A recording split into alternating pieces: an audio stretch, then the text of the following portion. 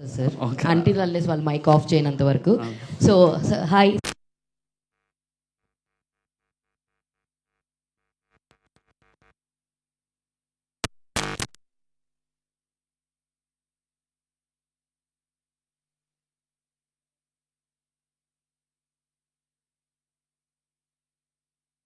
ఒప్పుకురండి యాక్చువల్గా. సో వాళ్ళతో చేయాల్సి వచ్చింది. సో అలా అని కూడా కాదు, కొంచెం ఇంకా ఇంకా బెటర్ చిల్లరగా ఎవరినైనా ఎత్తుకొని రా అన్నాడు. దాంట్లో ఫస్ట్ అయితే దర్శిమామని తీసుకోమామా అని చెప్పేసి అన్నాడు. ఆ తర్వాత రాక్స్ యాడ్ అయ్యారు. ఇంకా నెంబర్ 1 బెస్ట్ పర్సన్ నేను చిల్లర అనలే.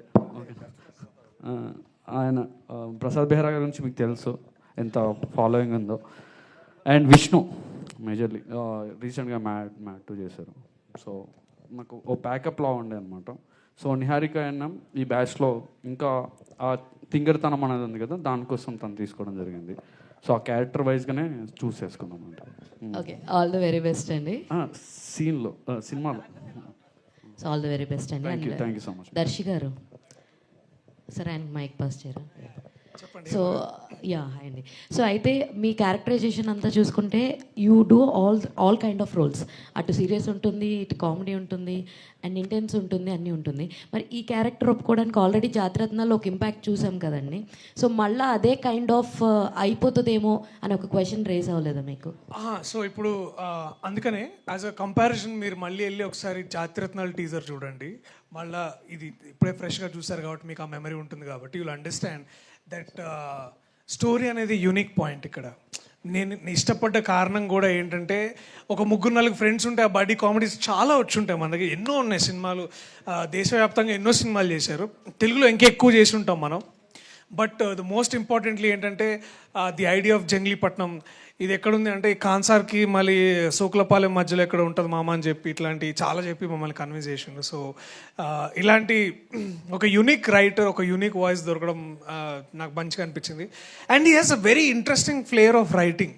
అది కాస్త మీకు జాతిరత్నాల్లాగా అనిపించినా మ్యాడ్ లాగా అనిపించినా కానీ there is a very interesting story line. So అందుకని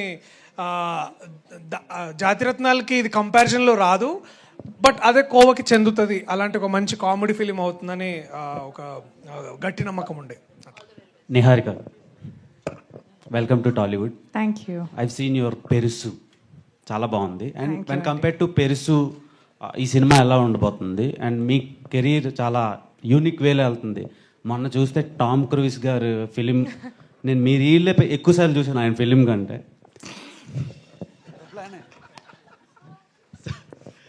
సో చెప్పకండి, అది నాకు ఒక చాలా డిఫరెంట్ అనిపించింది. అండ్ ఈ ఫిలిం ఎలా ఉండబోతుంది, మీ కెరీర్కి ఎలా ప్లస్ అవుతుంది? అండ్ ఓన్లీ అలాంటి కైండ్ ఆఫ్ ఫిలిమ్స్ అయినా ఏమైనా రొమాంటిక్ ఫిలిమ్స్ కూడా చేసే ఆలోచన ఉందా?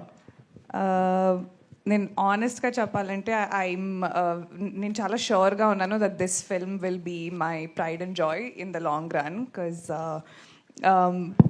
విజయ్ నిజంగానే డెబ్యూ లాగా అనిపించదు. అంటే ఫస్ట్లో కొంచెం అనిపించింది అనుకో షూట్ చేసేటప్పుడు, మరీ అసలు ఏమి రాదు ఓకే, నాకు ఏం రాదు కదా మా అమ్మ. సో సేమ్ యునో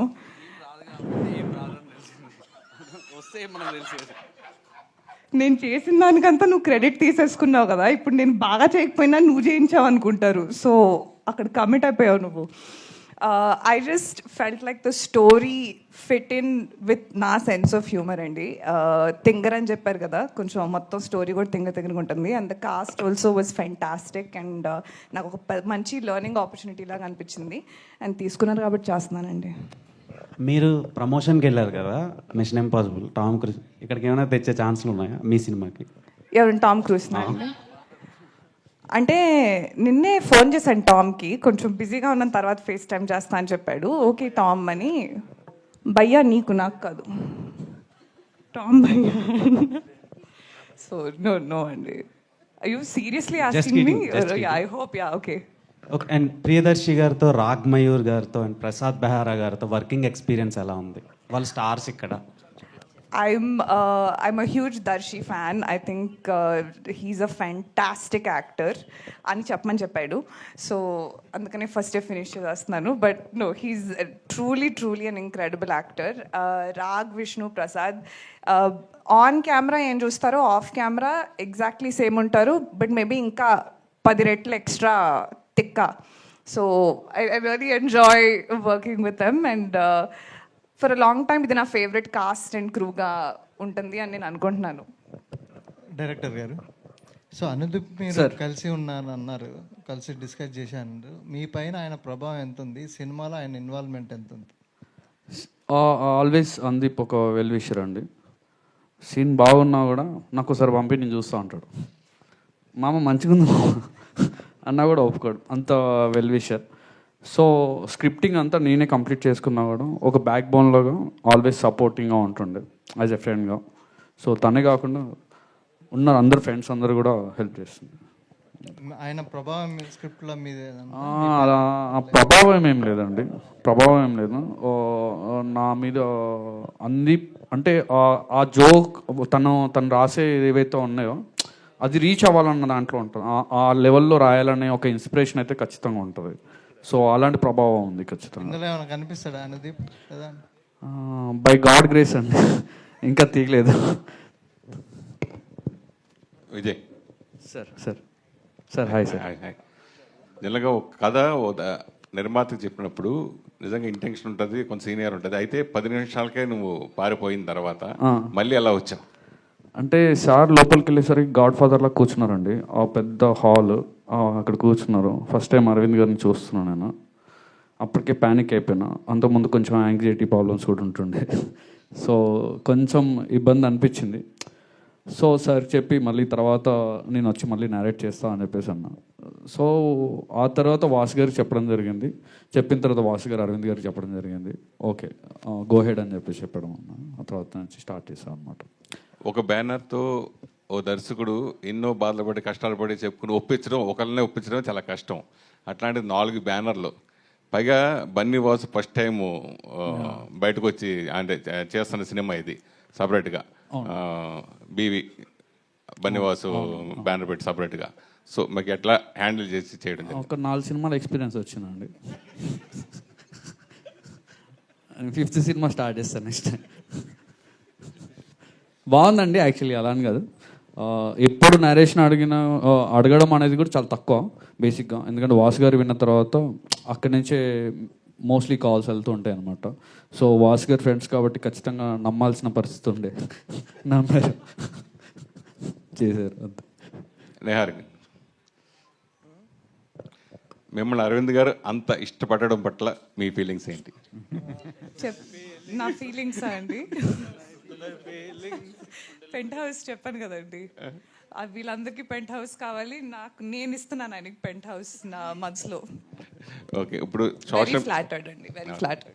ఇప్పుడు సోషల్ మీడియా బాగా విపరీతంగా ఇదైంది. ప్లస్ దాంట్లో ఇప్పుడు మీరు టాపర్గా కూడా ఉన్నారు కాబట్టి ఇప్పుడు వచ్చే సోషల్ మీడియా న్యూస్ల గురించి మీరు ఏం చెప్తారు?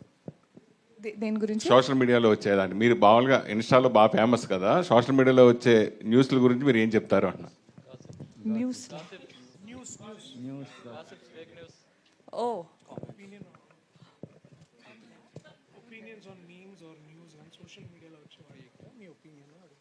నా గురించా లేకపోతే జస్ట్ ఇన్ జనరల్? ఏం ఒపీనియన్స్ ఉంటాయండి, జస్ట్ వచ్చింది రాసుకుంటారు, చేసుకుంటారు, తప్పదు, it's part of the job. So అంతేమీ ఒపీనియన్స్ లేవు నాకు, అసలు ఆలోచించను. నా గురించి ఏమైనా అంటే అప్పుడు కొంచెం ఫీల్ అయ్యి కొంచెం అలాంటివి జరుగుతాయి, కానీ మీరు దేని గురించి స్పెసిఫిక్గా అడుగుతున్నారో నాకు తెలియట్లేదు. సో నేను కూడా రౌండ్ తిరిగి ఆన్సర్ ఇస్తున్నాను. సో నిహారిక, లైక్ అంటే మీరు నిహారిక, మీరు ఇన్స్టాగ్రామ్ ఇన్ఫ్లుయెన్సర్గా ఉన్నప్పుడు like you were a part of many Telugu movie promotions. So ఇప్పుడు మీరు you're promoting your own film. So how is that phase, like how are you processing that?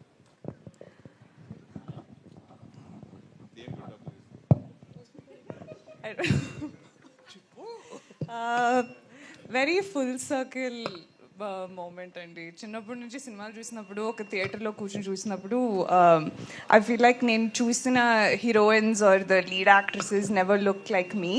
So I never felt represented on screen. లేకపోతే నా అంత scene లేదనుకునే దాన్ని. So it feels like a dream that I've never dreamt come true. Producer గారు, hello producer. Hi. మామూలుగా ఎవరైనా సోలోగా ఒక ప్రాజెక్ట్ చేయాలనుకుంటారు, ఫస్ట్ సినిమా కానీ తర్వాత కానీ మీరు ఇంతమంది ప్రొడ్యూసర్స్ని ఇన్వాల్వ్ చేయడం దేనికండి? అంటే అందరూ ఇక్కడ ఫ్రెండ్స్ అండి. సో అది అలా అయిపోయింది అంతే. ఇంకా చేసాం, బాగానే చేసాం. అంటే రీజన్ ఏంటండి? కథ బాగుంది, అందరం కలిసి చేద్దామని అనుకున్నాం. అంటే ఇది ఫస్ట్ యాక్చువల్గా ఏమైందంటే వాసు దీన్ని ఓకే చేశాడు ప్రాజెక్ట్.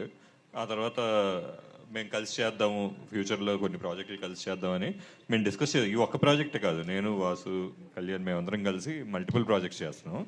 అందులో one of the first project. Okay. అంటే సాధారణంగా బిగ్ బడ్జెట్లో ఇట్లాంటి షేరింగ్ చాలా మంది కలిసి ఇది బిగ్ బడ్జెట్, చాలా పెద్ద బడ్జెట్ ఖర్చు పెట్టించాడు బాగా. 120 కోట్ల బడ్జెట్ అండి, ఎంతమంది స్టార్స్ పెట్టుకుని. ఓకే. మీరు అనుకున్న బడ్జెట్లో ఇచ్చాం మేము. మీరు అనుకున్న బడ్జెట్లోనే చేశారండి? మీరు అనుకున్న బడ్జెట్లోనే ఫినిష్ అయ్యేదా ఏంటండి? లేదు, డబుల్ అయిందండి.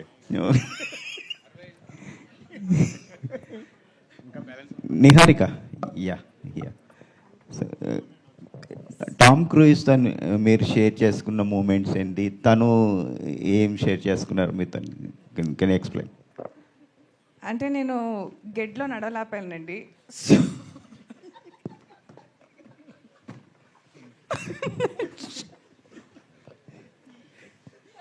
No, నేను ఆయన టాప్ గన్లో ఇన్ మార్కెటింగ్ అండ్ ఇంటర్ కెపాసిటీలో నేను వర్క్ చేశాను actually, because when I went to film school.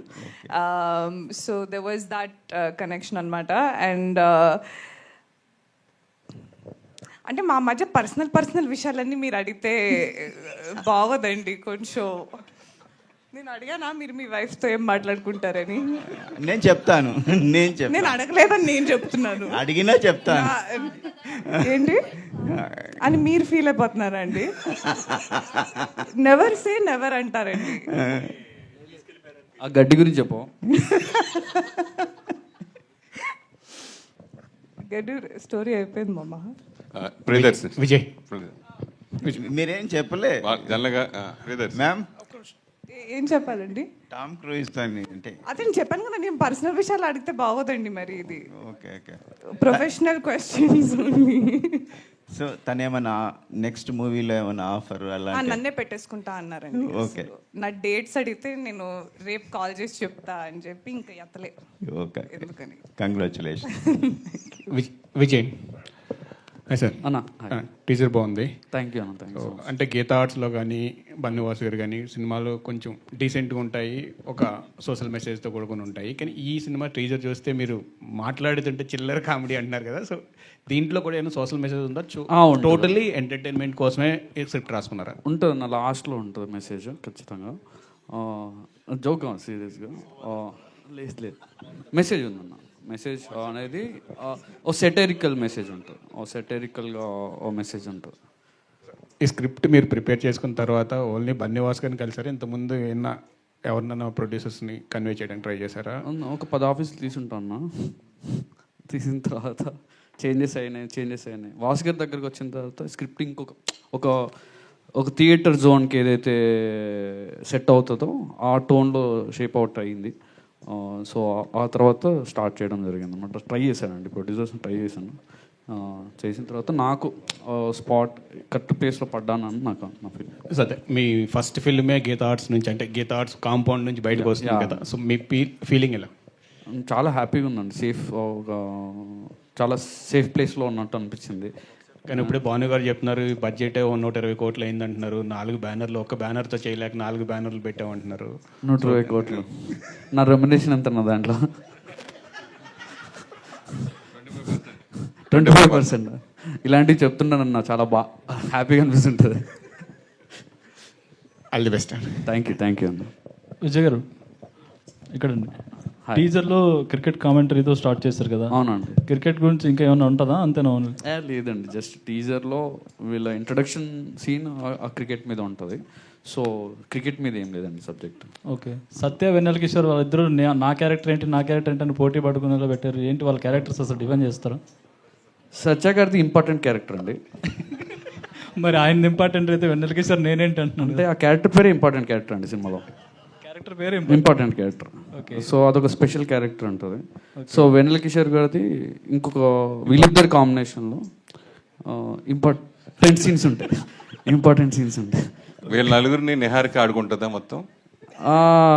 Niharika అందరిని ఆడుకుంటుందండి సినిమాలో, ఎస్పెషల్లీ ప్రసాద్ బెహ్రానే.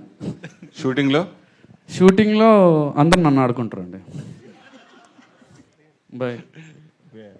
నిహారిక గారు, ఇక్కడ యాక్చువల్గా అంటే మీరు హాలీవుడ్ ఫిల్మ్ స్కూల్లో చేశాను అన్నారు కదా. సో అక్కడ మేకింగ్ కానీ ఆ వాతావరణానికి ఇప్పుడు ఈ సినిమాకి వచ్చిన తర్వాత ఫస్ట్ సినిమా కదా, చూసినప్పుడు ఈ డిఫరెన్స్ మీకు ఏమనిపించిందండి? అంటే ఒక లెజెండరీ టీంతో వర్క్ చేశారు, లోకల్గా మన రీజనల్ సినిమా చేస్తున్నప్పుడు మీకు ఏమనిపించింది? ప్యాషన్ అన్ని చోట సేవే ఉంటుందండి. మేబీ టెక్నికాలిటీస్ అండ్ మనుషులు వేరే ఉంటారు. But yeah, I think passionate film makers ఎక్కడైనా ఇక్కడ నేను వర్క్ చేసిన కెపాసిటీ, అక్కడ నేను వర్క్ చేసిన కెపాసిటీ చాలా డిఫరెంట్. కాబట్టి అక్కడ నేను టెక్నికల్ సైడ్ చేశాను కాబట్టి చాలా చాలా హెక్టిక్గా అనిపించేది. ఇక్కడ చాలా హెక్టిక్గా అనిపించిన I go to sleep at night feeling happier. Ya, I think it's the same. Raghamohar గారు. ధ్రువన్ గారు. రాఘమోహర్ గారు, అంటే సినిమా బండి నుంచి చూస్తుంటే మీ గ్రాఫ్ అనేది చాలా ఇంపార్టెంట్ అండ్ కామెడీ జోనర్స్ అనేది చాలా పర్టికులర్ చూస్ చేస్తున్నారు కదా. ఈ సినిమా ఎలా ఉండబోతుంది? ఆఫ్టర్ సినిమా బండి నుంచి మీ కెరియర్ చాలా మూవీస్ చేశారు కదా, ఇది ఎలా ఉండబోతుంది అంటారా? ఇంకా నెక్స్ట్ లెవెల్ ఉంటుందంటారా? అంటే డెఫినెట్లీ లుక్ వైజ్ కానీ పర్సనాలిటీ వైజ్ డెఫినెట్లీ డిఫరెంట్ ఉంటుంది. అంటే ఇందులో స్పైక్స్ పెట్టుకొని, టాటూ పెట్టుకొని, సగం బట్టలు వేసుకొని తిరుగుతూ ఉంటాను. సో అది ఇప్పటివరకు వీటిలో జరగలేదు. సో చూసినప్పుడు ఐఎమ్ షూర్ ఇది రెగ్యులర్ డైలాగే, బట్ మిగతా సినిమాలకి అన్నింటికీ డిఫరెంట్గా ఉంటుంది. ప్రియదర్శి గారు, ట్రైలర్ అయితే చాలా కొత్తగానే ఉంది, కానీ ఆ పాత సినిమాలు గుర్తొచ్చాయి మేబీ. జాతిరత్నాలు, బ్రోచేవారు ఎవరు. ఓకే, మీరు ఇందాక చెప్పారు కామెడీ టైమింగ్ అనేది ఒక స్క్రీన్ ప్లే బట్టే ఉంటుంది, టఫ్ అని ఉంటుంది అన్నారు. సో ఆయన చెప్పిన స్క్రీన్ ప్లేలో మీకు బాగా టఫ్ అయింది, ఆయన పుల్ ఆఫ్ చేయడానికి కష్టమైన సీన్ ఏంటి దీంట్లో? సెటైర్ ముఖ్యంగా ఏంటంటే, మీరు ఇందాక చెప్పిన సినిమాలు కానీ వాళ్ళు రాసే ఆ దర్శకులు, రైటర్స్ రాసే ఆ వ్యంగ్యం ఏదైతే ఉంటుందో దానికి మళ్ళీ అలాంటి ఎప్పుడు వస్తాయో అని ఎప్పుడు అనుకునేవాడిని. కానీ అంతే స్థాయిలో, అంటే మీకు అంతే సెటైర్ రాయడం అనేది చాలా తక్కువ మంది, అంటే మన మోహన్ గారితో వర్క్ చేసినప్పుడు అనిపించింది అనమాట, అదొక స్టైల్ ఆఫ్ రైటింగ్ అనేది. సో అట్లాంటి ఒక సెటైర్ రాయడంలో ఐ థింక్ విజయ్ దగ్గర నేను చూసిన ఐడియా, అంటే జంగ్లీపట్నం అని కానీ, లేకపోతే మీరు ఇందాక తుట్టె కులం అనే ఒక కులాన్ని దాన్ని తీసుకొని కానీ, లేకపోతే ఒక బేసికల్ ఒక ఇమాజినరీ ప్లేసే కాదు, ఇమాజినరీ ఒక కాస్ట్ గ్రూప్ని క్రియేట్ చేసి దాని నుంచి వచ్చే ఒక ఫన్ జనరేట్ చేయడం కానీ, అది చూస్తున్నంతసేపు మనం నవ్వుకుంటాం, కానీ దాని వెనకాల ఒక డీప్ సెటైర్ ఉంటుంది.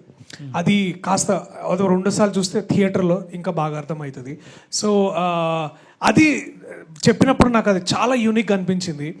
అండ్ ఇదే పాయింట్ని ఏమైందంటే, దాన్ని ముందుకు తీసుకెళ్ళడానికి కూడా we need not just actors but అట్లాంటి ఎంపవరింగ్ ప్రొడ్యూసర్స్ ఉండాలి.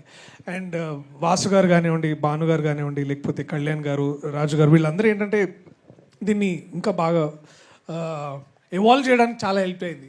సో ఇవన్నీ చూస్తే ఏమనిపించిందంటే, మీరు జాతిరత్నాలు ఎంత బాగా పెట్టుకుంటారో, మళ్ళీ కొద్ది రోజుల తర్వాత ఇంకొక కామెడీ సినిమాతో ఇక్కడ మేము నించొని మళ్ళీ మాట్లాడుతుంటే, మీరు తీసిన ఆ సినిమా, ఈ సినిమా, అలాగే ఈ సినిమా కూడా ఇలాగే ఉంటుందని మీరు అడగడానికి అంత స్కోప్ ఉండే సినిమా అవుతుందని నేను అనుకుంటున్నాను. ప్రియదర్శి అన్న చెప్పండి. ఒక హీరో బాగా బిజీ అయిన తర్వాత ఏం చేస్తారంటే, ఒక ఇద్దరు బ్యానర్తో కలిపి సినిమాలు చేస్తూ ఉంటారు. ఎందుకంటే మీరు ఒక 2 సంవత్సరాలు 3 సంవత్సరాలు ఆల్రెడీ పెద్ద బ్యానర్లో సినిమాలు ఆల్రెడీ బుక్ చేసుకున్నారు, ఆల్రెడీ డేట్స్ లేవు 2 years వరకు. సో ఒకేసారి 4 ప్రొడ్యూసర్తో ఒకసారి చేయటం, అలాగే ఇది చాలా యాదృచ్ఛికంగా జరిగింది. అంటే కొంచెం హాలీవుడ్ యాక్టర్స్ తర్వాత బాలీవుడ్ యాక్టర్స్ రావడం వల్ల బడ్జెట్ కొంచెం అట్లాంటిది ఏం జరగలేదు. బేసికలీ ఏం లేదు, అంటే మేము స్టార్ట్ అయినప్పుడు ఏమైందంటే, నాకు కథ ముందు నాకు విజయ్ విజేందర్ గారు చెప్పినప్పుడు ఇస్తున్నామా మనం సెట్ మీద ఎప్పుడు రెస్పెక్ట్ ఇస్తలేరు ఎవరు నాకు అని ఫీల్ అవుతుండే. సో అంటే ఇది కొంచెం యాక్సిడెంట్. ఇప్పుడు ఫర్ ఎగ్జాంపుల్ నేను బన్నివాస్ గారు ప్రొడ్యూసర్ ఉన్నప్పుడు నాకు కొద్ది రోజుల క్రితమే ఇది చూసిన నేను బీవీ వర్క్స్ అని లేకపోతే వైరా కానీ ఇవన్నీ ఏంటంటే 1 by 1 వచ్చినాయి. అండ్ మోస్ట్ ఇంపార్టెంట్లీ ఏంటంటే everybody came with that love for the script. అది ఎంత బాగుంది, ఎంత నవ్వుకున్నాం విన్నంతసేపు అని. ఎందుకంటే అల్లు అరవింద్ గారికి తప్ప అందరికీ నరేషన్ ఇచ్చాడు ఆ మావాడు. సో అందరు విన్న వాళ్ళందరూ చాలా హ్యాపీగా ఫీల్ అయ్యి so it became like a very ఆర్గానిక్గా జాయిన్ అయ్యి. అంతేగాని మా రెమ్యునరేషన్లు ఎక్కువయ్యే లేకపోతే అని అంటే ఇన్ని చెప్తుండే బయట. But so we got lucky.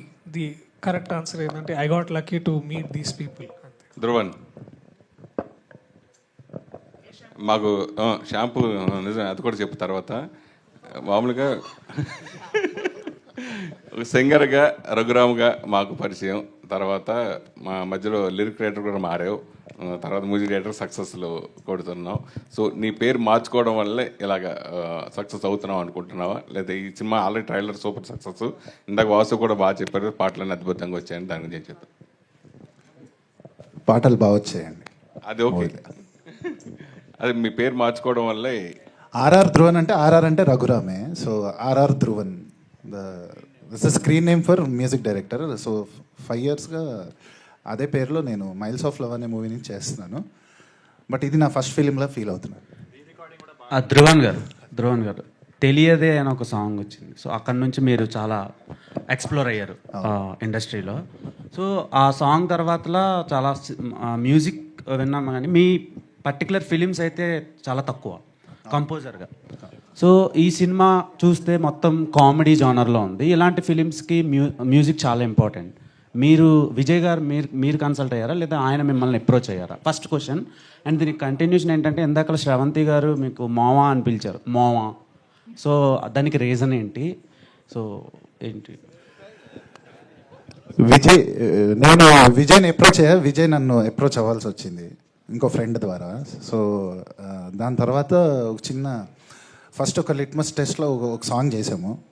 So దాని తర్వాత అంటే ఒక 0 స్పేస్ నుంచి స్టార్ట్ చేసాము. అంటే ఏ రెఫరెన్స్ లేకుండా ఒక కొత్త మ్యూజిక్, ఒక కొత్త ప్యాటర్న్లో ఈ ఫిలిం అంటే కామెడీ ఫిలిమ్స్కి మ్యూజిక్ చేయడం అనేది, సాంగ్స్ కామెడీ ఫిలిమ్స్లో దాన్ని కమర్షియల్గా వర్కౌట్ చేయడం అనేది it's a big challenge a music డైరెక్టర్కైనా. సో నాకు అది మిత్రమండలి ద్వారా వచ్చింది. And I'm still enjoying the journey. ఇంకా we have a long way to go. Priyadarshi గారు, లాస్ట్ క్వశ్చన్ ప్లీజ్. ప్రియదర్శి గారు చెప్పండి. సార్, ఒక హీరోకి హిట్ పడితే మళ్ళీ ఆఫర్స్ వస్తాయి, ఫ్లాప్ పడితే ఆఫర్స్ అనేవి రావు. మీకు హిట్ ఫ్లాప్ లేకుండా వరుసగా మీకు సినిమాలు ఆఫర్స్ వస్తానే ఉన్నాయి. ఆ సీక్రెట్ ఏంటి సార్ అసలు?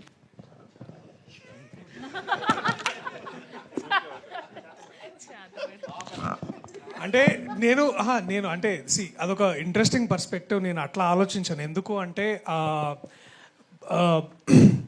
నేను ఎక్కడ లక్కీగా ఫీల్ అవుతానంటే ఇలాంటి రైటర్ డైరెక్టర్స్, ఇలాంటి ప్రొడ్యూసర్స్ దొరకడంలో లక్కీగా ఫీల్ అవుతాను. సో ఇప్పుడు ఆఫర్స్ అనేది ఏంటంటే అది వస్తుంటే మనం కొన్ని తీసుకుంటాం, కొన్ని తీసుకోము, అవన్నీ వేరే విషయం. బట్ మోస్ట్ ఇంపార్టెంట్లీ ఏంటంటే that there is this beautiful eco system of people. వాళ్ళతో వర్క్ చేసే అవకాశం నాకు దొరుకుతుంది. ఇదేదో చాలా డిప్లొమసీగా చెప్పినట్టు ఉంటుంది, కానీ పాయింట్ ఇంతే అన్న. It is as simple as this. ఈ కథ నేను విని దాదాపు 3 ఏళ్ళు అవుతుంది. 3 ఏళ్ల నుంచి ఎన్నో డ్రాఫ్ట్స్ అయ్యి చేసి డేట్లు కుదిరి యాక్టర్స్ వచ్చేసరికి ఇవాళ టీజర్ అయ్యేసరికి 3 years అయిందా. మనం ఇప్పుడు 2022 అప్పుడు ఫస్ట్లో కలిసాం జనవరిలో, మళ్ళీ వాళ్ళ 25లో. సో అండ్ మోస్ట్ ఇంపార్టెంట్లీ ఏంటంటే ఆడియన్స్. ఐ థింక్ నేను అందరినీ ప్రత్యేకంగా నేను ఆ ప్రేక్షకుల్ని బాగా వాళ్ళు చూపిస్తున్న ప్రేమ అనుకుంటా అంతే. And firstly lastly it is the writers, directors and producers. వాళ్ళ వల్లే నేను ఇక్కడ ఉన్నా. విజయ్ గారు, ప్రసాద్ బెహ్రా గారు, విజయ్ గారు, మీరు రీసెంట్ ఇంటర్వ్యూలో మీరు ఒక మాట చెప్పారు, ప్రసాద్ బెహ్రా అంటే ఎవరికి తెలియనప్పుడు నేను చాలా హ్యాపీగా ఉండేవాడిని, ప్రసాద్ బెహ్రా అంటే అందరికీ తెలిసిన తర్వాత హ్యాపీనెస్ పోయింది అని. అంటే ఇప్పుడు వచ్చిన నేము, ఫేమ్ ఇవన్నీ ఇబ్బందిగా మారాయి ఏంటండి? బయట సరిగ్గా మాట్లాడలేకపోతున్నాం సార్, అదే ఇబ్బంది పెద్దగా. కరెక్ట్ ఆన్సర్ రావట్లేదు సార్. అదే సార్, అంతే సార్ ఆన్సర్, అంతే sir. Thank you to all the media. Thank you Mitramandali team. మళ్ళీ ట్రైలర్ లాంచ్లో కలుసుకుందాం. Thank you. ఒక క్వశ్చన్ చెప్పండి. హాయ్ అండి, టీజర్ చాలా బాగుంది. థ్యాంక్ యూ అండి. క్రిన్స్ కామెడీ లాగా అనిపిస్తుంది, బట్ ఒక పాయింట్లో ఏంటంటే అది కూడా ఇప్పుడు బోర్ కొట్టేస్తుంది అనిపించేలాగా ఉంటుంది. బట్ ఈ సినిమాలో కామెడీ ఎలా ఉండబోతుంది అంటే కామెడీ అంటే ఎలా ఉండబోతుందంటే ఒక కైండ్ ఆఫ్ నా స్టైల్లో ఉంటుంది. నా స్టైల్ మీకు తెలియదు కదా, ఆ స్టైల్ ఏమన్నా మీకు ఎక్కితే అది సెట్ అవుతుంది. దాంట్లో మీరు చూసిన తర్వాత స్టైల్ ఉంది, బాగుంది అనుకుంటే నేను బతికి బయటపడ్డట్టు. మీరు అడగాల్సింది మా డైరెక్టర్ గారికి క్రింజ్ అంటే ఏంటి అని అడగని చెప్తారు. క్రింజ్ అంటే ఏంటి మామ? క్రింజ్ క్యాష్ ఇప్పుడు క్రింజ్ అంటే నువ్వే కదా మామ. Thank you so much and all the very best. Thank you. Next show raag.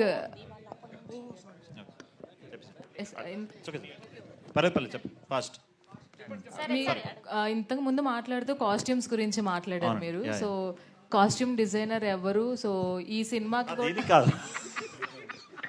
ఆయన చెప్తేనే ఈ కాస్ట్యూమ్ వేసుకోవచ్చు. కాస్ట్యూమ్ డిజైనర్ అంటే మోయిన్. మరి ఈ కాస్ట్యూమ్ కి ఈ సినిమాకి ఏంటి సంబంధం? అంటే చాలా యూనిక్, అంటే ఇప్పుడు వరల్డ్ కూడా చాలా యూనిక్ ఉంటుందండి, కాస్ట్యూమ్ కూడా చాలా యూనిక్గా ఉంటుంది. సో అంటే ఒకసారి టీజర్ చూస్తారు. నా సినిమాలో అట్లేం లేదు, నా సినిమా అన్న చెప్తున్నాడు. Thank you so much to all the media people and all the very best to the Mitramandali team. Thank you అండి. Thank you so much.